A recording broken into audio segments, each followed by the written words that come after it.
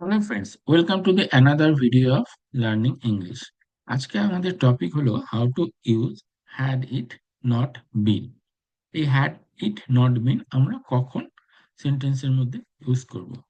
আমি কতগুলি বিশেষ ধরনের বাক্য নিয়ে নিয়ে নিয়েছি আজকে।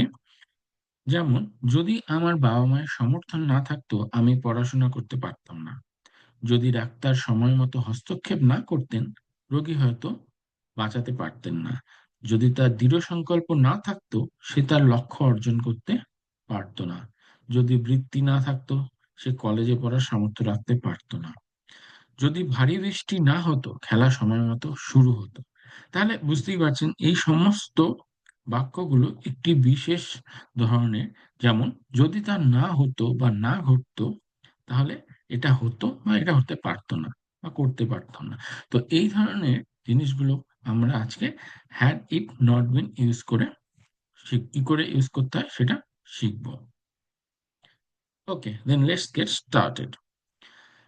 যখনই আমরা হ্যাড ইট নট বিন দিয়ে কোনো সেন্টেন্স স্টার্ট করব, স্ট্রাকচারটা এরকম হবে: had it not been for, তারপরে নাউন বা ক্লজ, যে ক্লজটি আমরা বলছি, এবং তারপরে রেজাল্টটা, যেটা হাইপোথেটিক্যাল পাস্ট রেজাল্ট, একটা আনুমানিক, একটা পাস্ট মানে অতীতের কোনো ফলাফল। ঠিক আছে? যেমন, যদি আমার বাবা মায়ের সমর্থন না থাকতো আমি পড়াশোনা করতে পারতাম না। Had it not been for my parents' support, I wouldn't have been able to study. যদি ডাক্তার সময় মতো হস্তক্ষেপ না করতেন রোগী হয়তো বাঁচাতে পারতেন না। Had it not been same for the doctor's timely intervention, হস্তক্ষেপের intervention, the patient might not have survived. রোগী বাঁচতে পারত না। The patient might not have survived.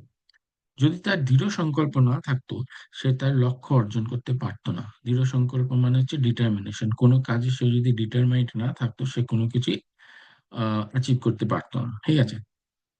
Had it not been for his determination, he wouldn't have achieved his goals. He wouldn't have achieved his goal.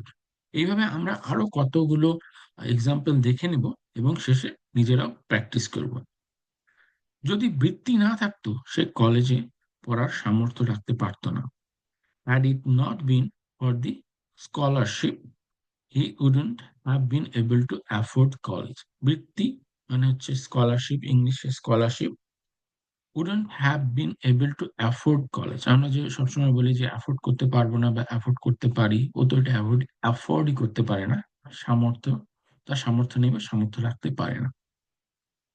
Okay, next example. যদি মানচিত্র না থাকতো আমরা জঙ্গলে হারিয়ে যেতাম। মানে মানচিত্র আর ম্যাপস বোঝাচ্ছে, মোবাইলের ম্যাপস যদি না থাকতো তাহলে আমরা জঙ্গল থেকে বেরোতে পারতাম না, হারিয়ে যেতাম।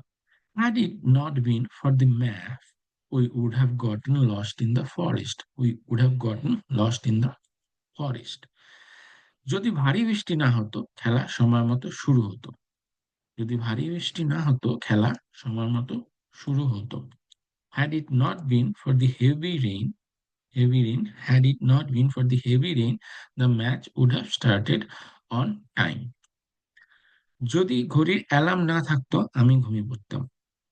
মানে অ্যালার্ম না না বাজলে আমি ঘুমিয়ে পড়তাম, আমি উঠতামই না। Had it not been for the alarm clock, I would have overslept. বেশি ঘুমিয়ে পড়া, overslept. ওকে, এই পরের দুটো আমরা এখন এখানেই লিখব।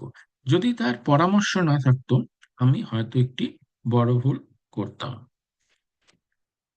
তাহলে কি হবে? Had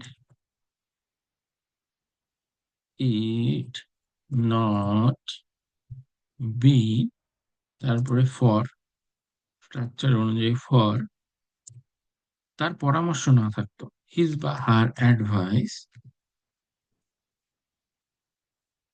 আমি হয়তো বড় একটি ভুল করতাম। আই, হয়তো আছে might, I might have made বা ডান, বড় একটু ভুল করতাম, I might have made a, বড় ভুল, big mistake, I might have made a big mistake. Okay, যদি ঝড় না হতো আমাদের ফ্লাইট সময় মতো ছেড়ে যেত, তাহলে কি হবে এটা? হ্যাঁ, it not been for the ঝড়, স্টর্ম, আমাদের ফ্লাইট, আওয়ার ফ্লাইট সময় মতো ছেড়ে যেত। হ্যাঁ, ফ্লাইট ছাড়ার ইংলিশ হচ্ছে ডিপার্ট, তাহলে এখানে হবে have departed, departed on time. তাহলে এভাবে আমরা দুটো সেন্টেন্স প্র্যাকটিসও করে নিলাম। তাহলে এই ধরনের যদি কোনো কিছু আহ, ঘটতো এবং তারপরে তার ফলে কোনো জিনিস ঘটতে পারতো বা ঘটতো, এই সমস্ত সেন্টেন্সের ক্ষেত্রে আমরা হ্যারি নট বিন ইউজ করতে পারি। যদি তা না হতো বা না ঘটতো তাহলে কি হতো সেটা সম্পর্কে। তো আজকে আমরা এই এই জিনিসটি প্র্যাকটিস করলাম। যদি আপনারা এভাবে আরো প্র্যাকটিস করতে থাকেন তাহলে please subscribe my channel. Thanks.